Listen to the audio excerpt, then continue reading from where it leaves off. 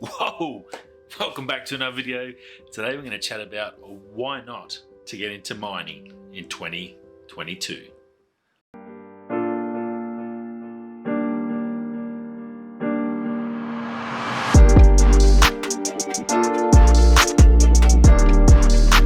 Well, thanks for joining us today. Now, I consider myself a miner, I guess. I've been in this mine site where I work for 12 odd years, a little bit over 12 years. I've been a plant mechanic for nearly 30 years now. I'm showing my age. So I get a lot of questions. I've done a few videos on life in Australian mine sites and here in WA. I get a lot of questions about how to get into mining. Well, today we're going to talk about, is it worthwhile to get into mining in 2022? The pros, the cons, the goods, the bads. It's not always the grass is greener. Everyone sees the dollar signs. Sometimes that's good, sometimes that's bad. So we're going to have a chat about that today. So kick back, relax, and first of all, have to be very careful nowadays on what you do say in social media. That's one thing you do have to. I can't say where I work or who I work for. That's pretty much instant dismissal. First, the biggest reason everyone wants to get into mining is the money. They see hundreds of thousands of dollars. It all sounds fantastic, but I've done a bit of a breakdown on that, and let's have a chat about that side.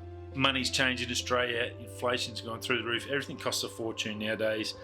So what was good money 10 years ago, the value of that has dropped significantly. Myself included, I haven't had a pay rise in 12 years.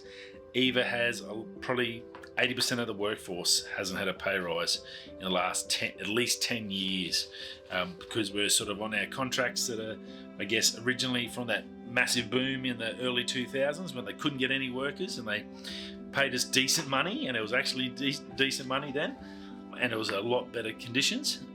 Now that money's obviously not as good, and it's a little trickier to navigate, I think. So the average Australian wage, if you look on most websites, if you do a Google search, is roughly about $80,000. Now that includes everything from the lawyers to the bankers and to the poor people, everyone on the dole, that whole work. You put them all together, you roughly get $80,000 a year. Minimum wage in Australia is $40,000 a year. So you average 80. Your minimum wage, which is roughly about 23 bucks an hour. Average wage for a normal mechanic, say like a car dealership, is about 55 grand, 28 bucks an hour. A HV Sparky, about 90,000, which is about 45 bucks an hour on just your 38-hour week. And that's what I'm looking at. I'll talk about the 38-hour week, and I'll talk about our working hours. There's a fair bit of difference in there. Now, a new starter in mining with this company that I'm working for, realistically, if you've got decent amount of experience and you get in, you're looking at, for two and one, so that's 2 weeks on, one off, you're looking at about $115,000. That's $39 an hour. We do about 2,900 hours a year. I think it's about 1,100 or something hours if you do a 38-hour week for most normal folks. So that is where we get all our money, from the hours. So we pretty much double what everyone else is working in a year.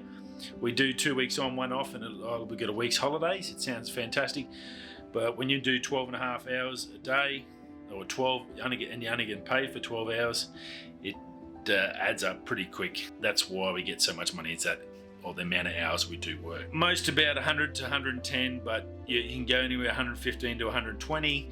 It is getting a little bit better at the moment. Since I've done this research, I've heard of guys going up around the 120 mark to 125. But it's a very slow moving process to get back to where it was, say, 10 years ago. So be aware of that. Operators are getting about $80,000 a year for that same 2 and 1, and a cook in camp, which is even worse. And they're the guys that feed us, and that's why, hence, the food is not real good anymore, is 60 grand a year. Plus, they don't get much budget to spend on us, but a cook or a chef or whatever you'd like to call them, they get about 60 grand a year. So the money has definitely dropped right off. So yeah, you're looking at about 40 bucks an hour roughly as your wage for those 2,900 hours. You're paying about 30 to 40% of your wage in taxes. Straight out the gate, that's it, it's gone. There is bonuses in there. Generally that's about 10% of your base rate Plus, we don't get paid for handovers and also for fly in and fly out days. So we only get paid 12 hours a day. We do 12 and a half minimum, pretty much. We've got that half an hour of handover we don't get paid for, but we're required in our contract to stand there, wait, and give someone a handover. It's the only way it really works, and I understand why they've got that in there, but they don't pay you for that. That works out roughly about $4,500 to $5,000 a year, depending on your rate that you do get. So there's another $5,000 you've lost straight away. Now, we do about 51 years of lost time flying to and from site, because we do that on our own time in your R&R. So when we finish on our last night, finish at say 6 in the morning, don't get on the plane till 8 o'clock, get back to Perth about 10 o'clock, so you've lost 4 hours that you're still stuck on site. You can't do anything, but that's part of your R&R. That's your 7 days off. You've already lost 4 hours out of that 7 days. Be aware of that. That works out about another $2,000 roughly. You're losing about $6,000 a year in handovers and flying that you don't get paid for, but you're required to do that. You don't have an option, unfortunately. So there's that as well. Yeah, it is good money, and I understand that. It's good if you, like myself, when I got into this, I wanted consistent rate. I'd got sick of doing contract and doing 3 months here, doing 10 weeks straight, then nothing for 8 weeks, trying to find a job and bouncing from jobs, no super and all that stuff. I've got a consistent wage. I know exactly what's going in the bank every fortnight. That is the benefit of it. It's a decent wage. It's not as good as a contractor's. Contractors are making up to $80 an hour, so double what we're getting paid at the moment. So it's very hard for us to get workers as well. So you're doing a lot of extra work because they're not paying as much as the contractors are getting. $120,000 a year, that's a lot of money. That's true, but you've also look at the negative sides, and that negative side is you're 2/3 of the year you're stuck on site in a small room, and the rooms that are comfortable. There's nothing wrong with the rooms. They're air-conned. You've got an epoxy little fridge, which is okay, I guess. You don't have a lot of bills to spend. If you do drink or smoke and you buy, I suggest you bring your smokes with you because they're super expensive here.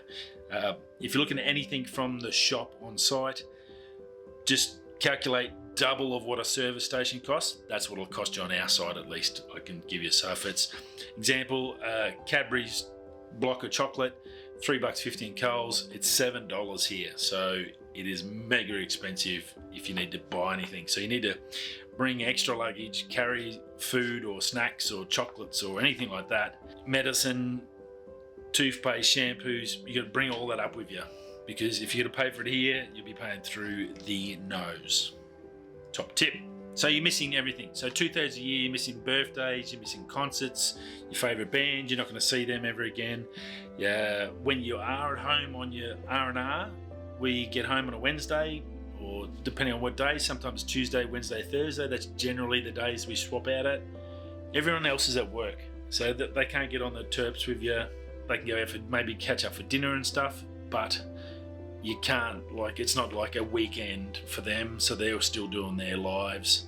You've got to wait till the weekend like they have, so realistically you've only got 2 days to catch up with people while you're home for your 6.5 roughly days. Okay, so you do miss out a lot.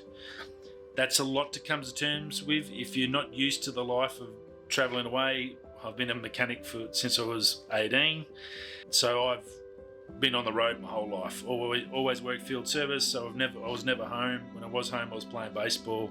Being at home really doesn't bother me, and I'm used to it.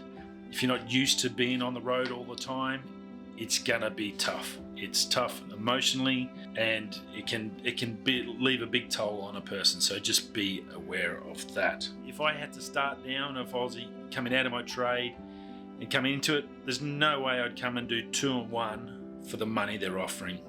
You could realistically, especially if you're single, if you're in the city single, you could easily earn $100,000 a year or $120,000 a year in the city.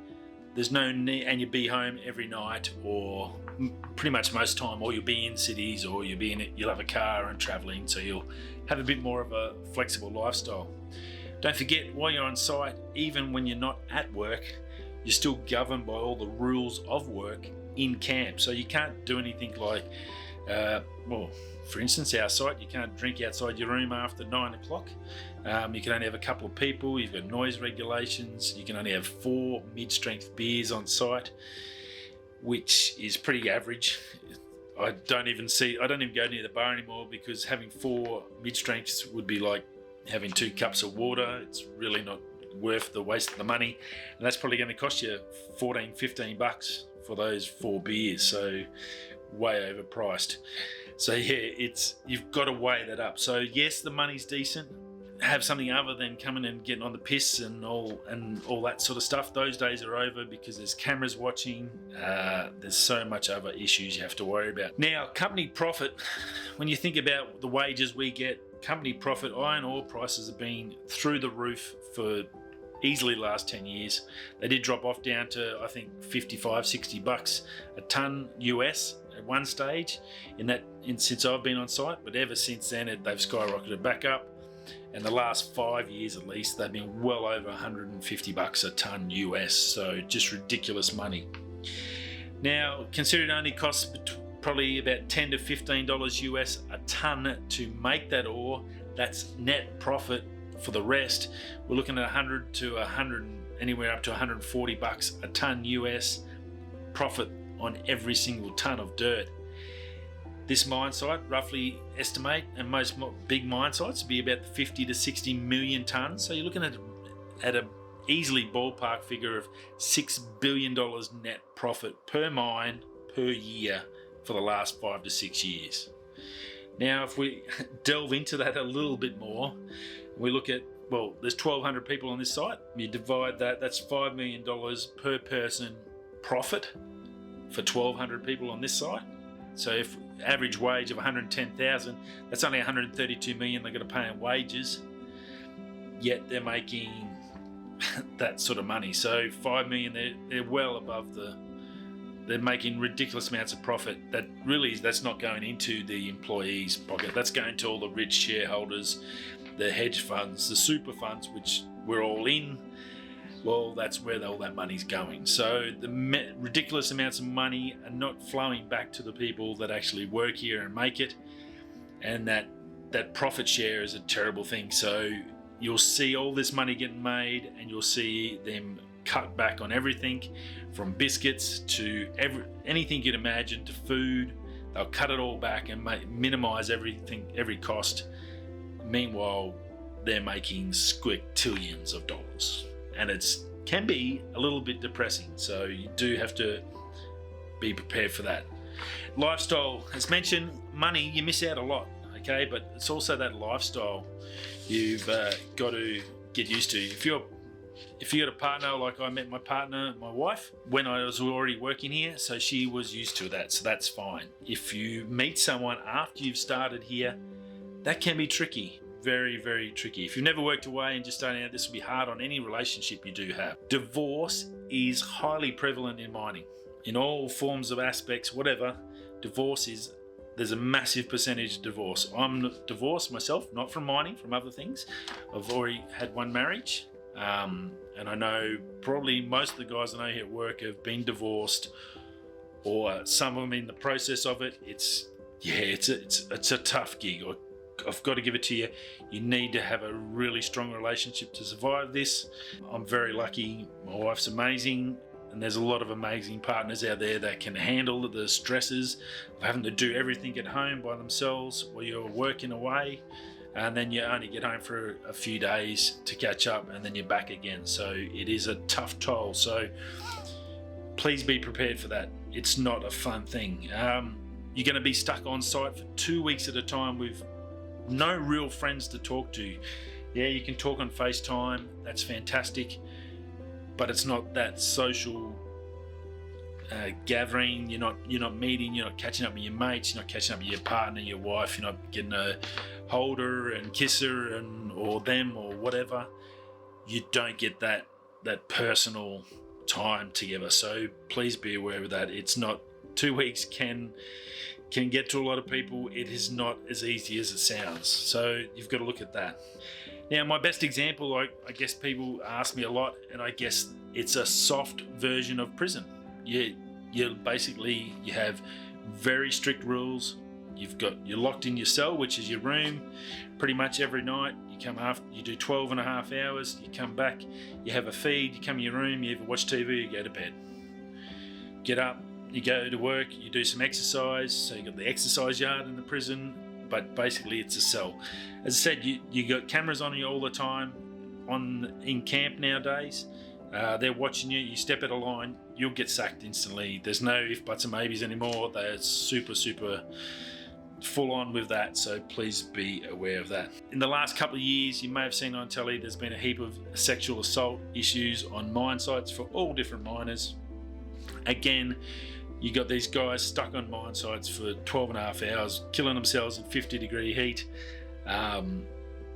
locked in their room, no one to talk to, stuff goes pear-shaped. Now, it's not all men against ladies, it's ladies against ladies, it's men against men for the sexual assaults. It is a lot. There's actually more of men against men than there is men against ladies on site from the figures that we've been told about. So be aware of that.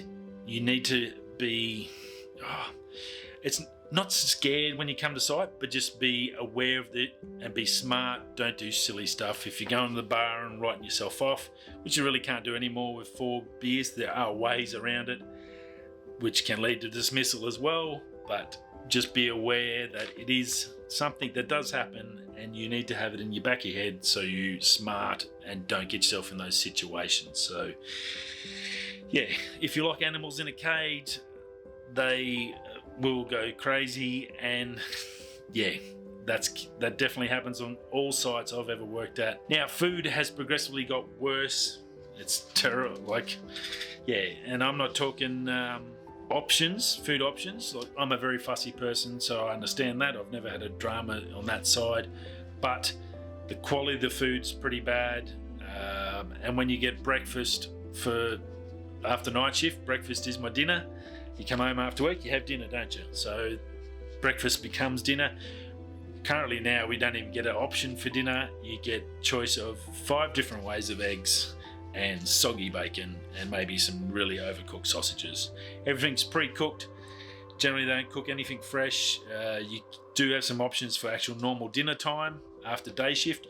They'll maybe have 1 or 2 options you can get freshly cooked, but generally everything's pre-cooked and stuck in a bain-marie, and if you get it after it's been there for half an hour, it's soggy. It's not the best food. Salad-wise and all that sort of stuff, they use the cheap stuff. They're buying in bulk, so they get the crappy olives, the crappy cheese. Yeah, it's pretty average, so please be aware of that. Lunches, they run out of food constantly. They run out of bread, they run out of fruit, they run out of ham and all sorts of stuff by the end of the week, because food trucks mostly only come once a week on a mine site. So yeah, you have that as well. If Ramsey come here, he would lose his shit and abuse the living crap at everyone, and then they'd sack him, and the companies would probably sue him for being nasty to their people and not treating them right. Now, politics. Move to the politics. That is right. Mining companies nowadays just thrive on political correctness, alphabets, and all the different things. Everyone's got different ranks. The ranking systems have changed in time, so you need to be aware of that. It's definitely gone bananas ever since I started out my trade. It is mental. Gone are the days where they hire people that are good for the job or good at the job. Nowadays, it's all about filling boxes and ticking boxes and purple circles for sure. Swearing's banned on our site. You can get sacked for swearing. We've had staff, good mates that I've worked with for years, that got sacked for swearing in front of someone. They found it offensive, so they had a whinge, and that person lost their job, their career, because of swearing, which is just mental in Australia. Absolutely fucking mental. Sorry. That's just crazy. I don't understand that.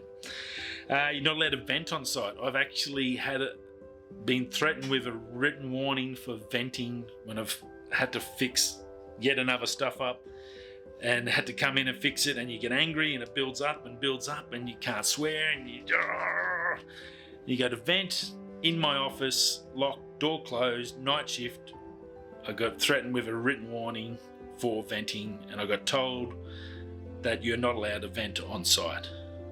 Wow. Hence, suicide rate. People don't talk to anyone else anymore. It's just not worth it. You can't trust anyone. If someone overhears you talking to someone else, they find that offensive. They put a complaint in. That supervisor doesn't do anything, and they put a complaint and they go up further. Well, then that supervisor can lose their job because they haven't done anything about you. And it could be totally blown out of context. We've had people lose jobs over here. We've had a 4th-year apprentice lose his career because of stuff like that. It's pretty mental, so you have to be careful. So what you get in the end is no one talks to anyone.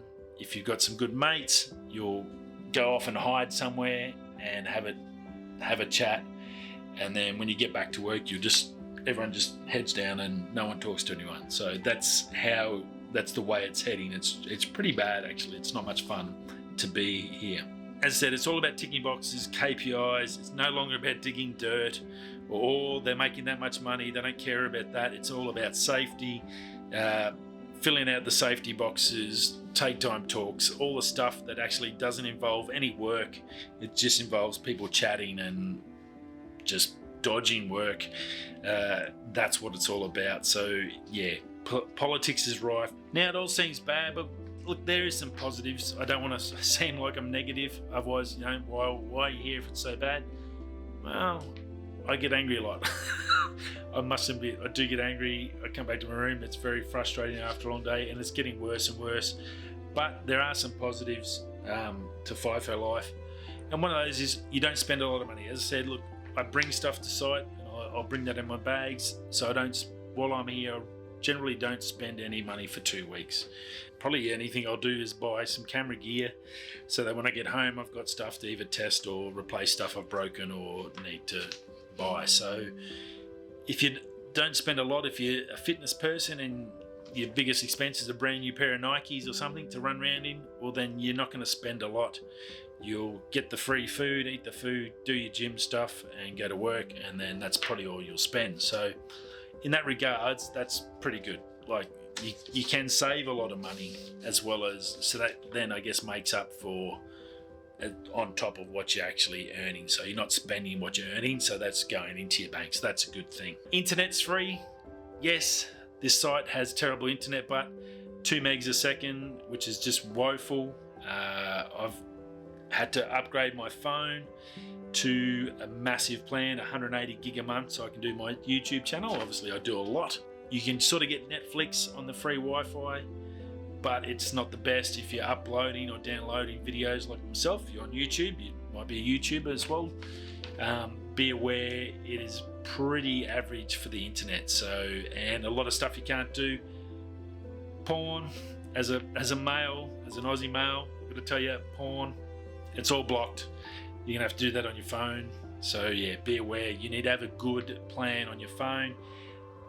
We can only use Telstra. As you know, I hate Telstra with a passion. It's still not the best.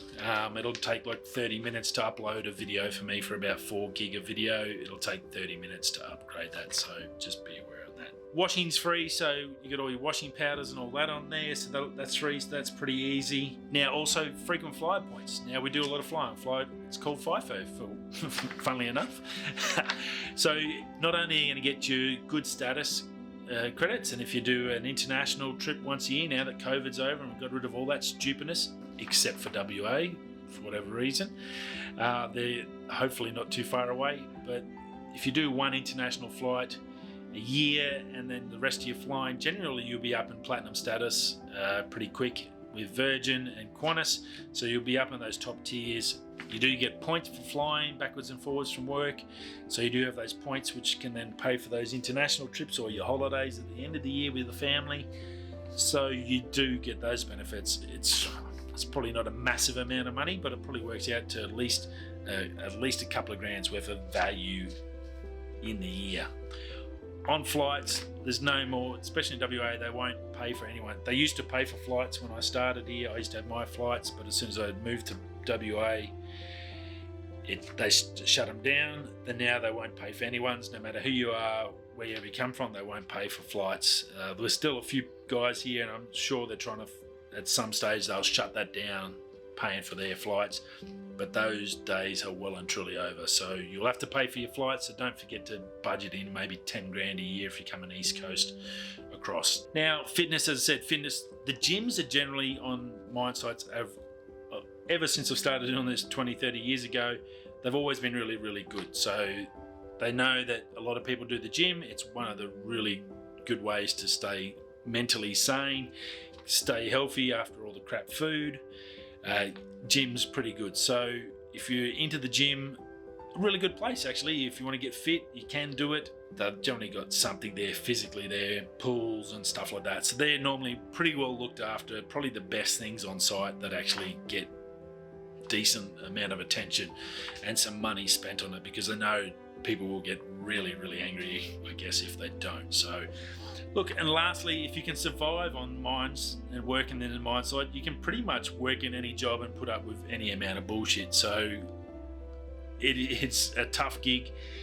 If you start young, come in with a plan, come in for 5, smash it, don't spend anything for 5 years, don't go on any holidays, come in, get put all that money in the bank or into a house or whatever, do the 5 years and then get the hell out and then go back to working in the city somewhere.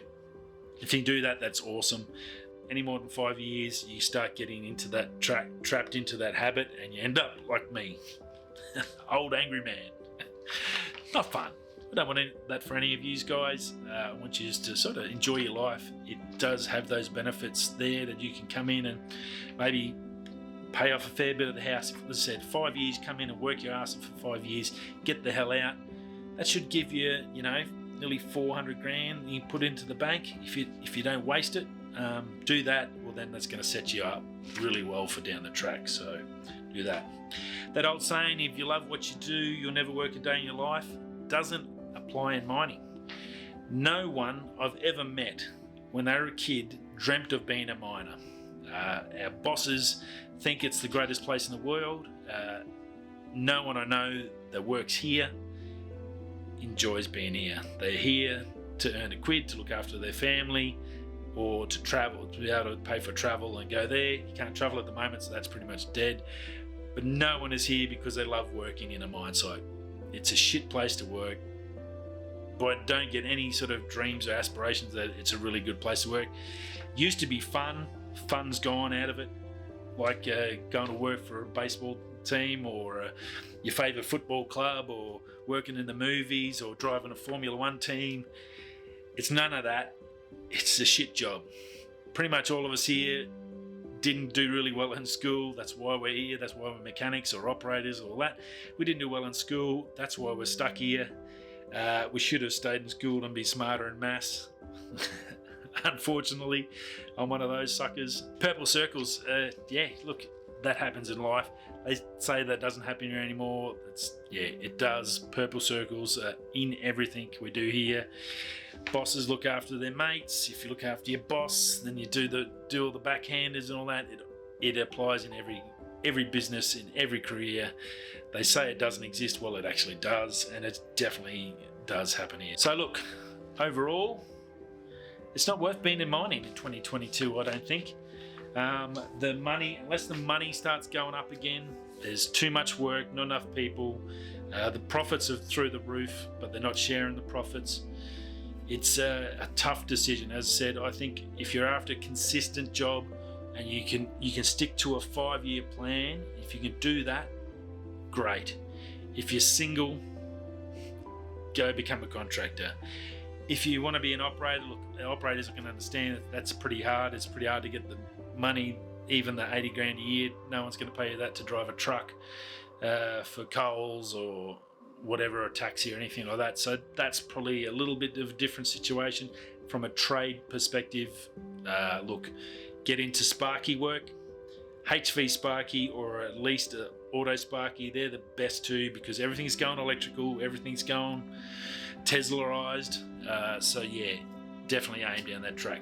look, I hope this helps. I've had a lot of requests to have a bit of a chat about this, and probably wanted to try and put as much as I can in that people have asked. Trying to get in is the hardest part of the job. Once you get here, well, it's how long you want to stay and keep sane. But yeah, hardest part is getting in.